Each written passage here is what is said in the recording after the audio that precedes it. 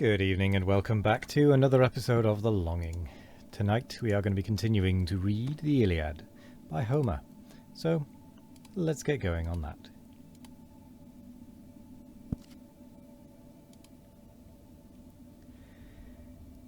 Demoleon next, Antenor's offspring laid, breathless in dust, the price of rashness paid.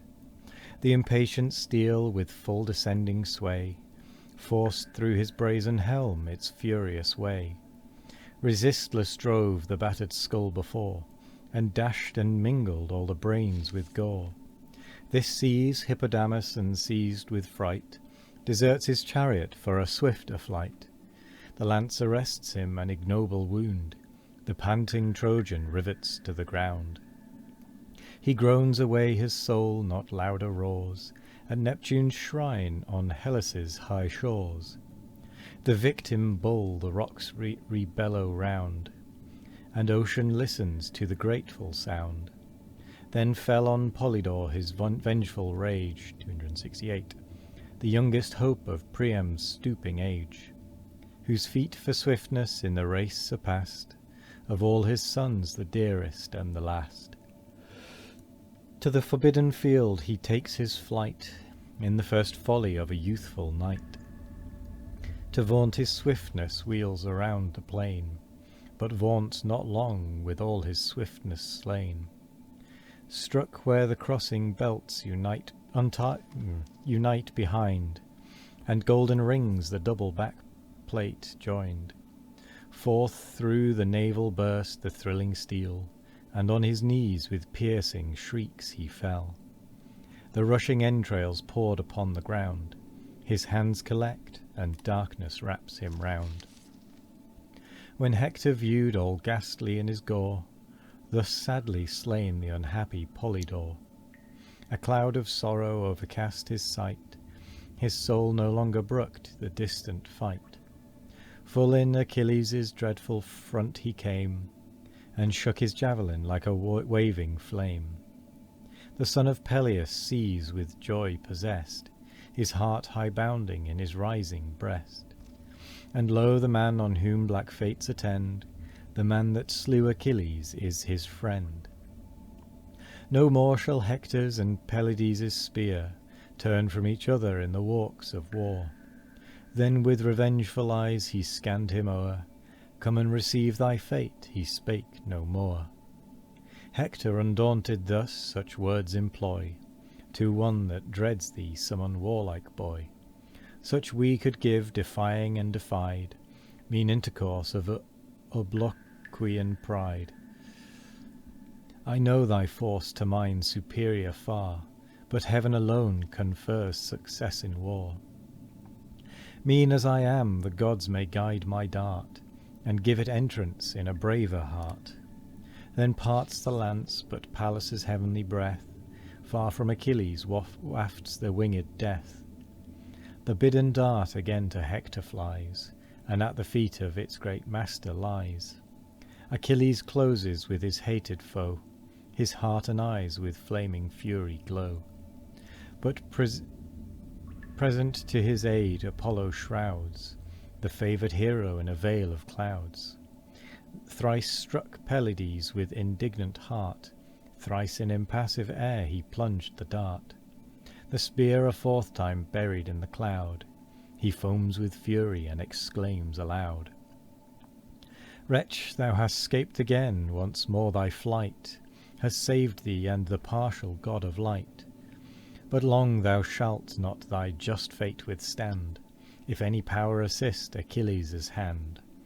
Fly then inglorious, but thy flight this day whole hecatombs of Trojan ghosts shall pay.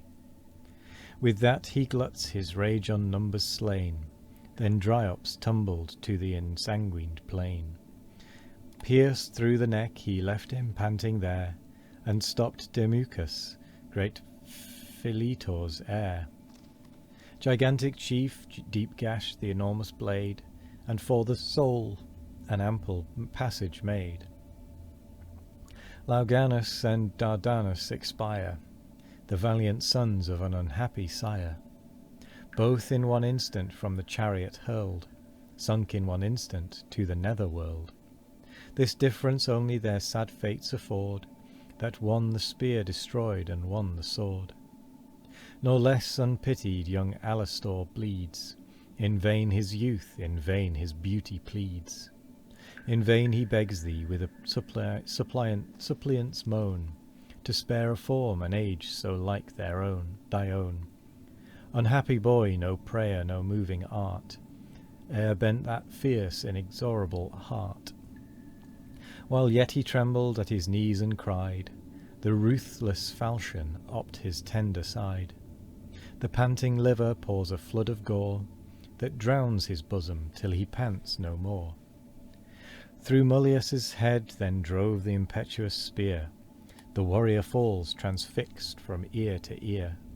Thy life, Echeclus, next the sword bereaves, deep through the front the ponderous falchion cleaves. Warmed in the brain the smoking weapon lies, the purple death comes floating o'er his eyes. Then brave Deucalion died, the dart was flung, where the knit nerves the pliant elbow strung. He dropped his arm an unassisting weight, and stood all impotent, expecting fate. Full on his neck the falling falchion sped, from his broad shoulders hewed his crested head. Forth from the bone the spinal marrow flies, and sunk in dust the corpse extended lies. Rhygmus, whose race from fruitful Thracia came, the son of Pierus, an illustrious name, succeeds to fate, the spear his belly rends, prone from his car the thundering chief descends. The squire who saw expiring on the ground, his prostrate master reined the steeds around. His back scarce turned the Pelian javelin gored, and stretched the servant o'er his dying lord. As when a flame the winding valley fills, and runs on crackling shrubs between the hills, then o'er the stubble up the mountain flies, fires the woods and blazes to the skies. This way and that the spreading torrent roars, so sweeps the hero through the wasted shores. Around him wide immense destruction pours, and earth is deluged with the sanguine showers, as with autumnal harvests covered o'er, and thick bestrewn lies Ceres' sacred floor. When round and round with never wearied pain, the trampling steers beat out the unnumbered grain, so the fierce coursers as the chariot rolls, tread down whole ranks and crush out heroes' souls. Dash from their hoofs while o'er the dead they fly, black bloody drops the smoking chariot die. The spiky wheels through heaps of carnage tore, and thick the groaning axles dropped with gore. High o'er the scene of death Achilles stood, all grim with dust, all horrible in blood. Yet still insatiate, still with rage on flame, such is the lust of never-dying fame.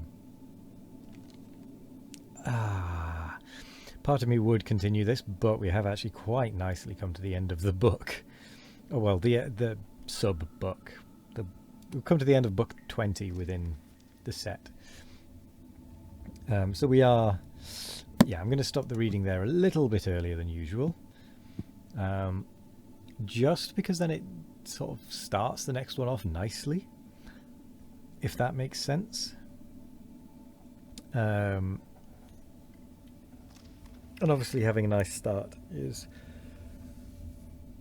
nice. Oh, excuse me. The yawns are catching up to me today, it seems. Although I'd managed to avoid them during the reading, on the whole.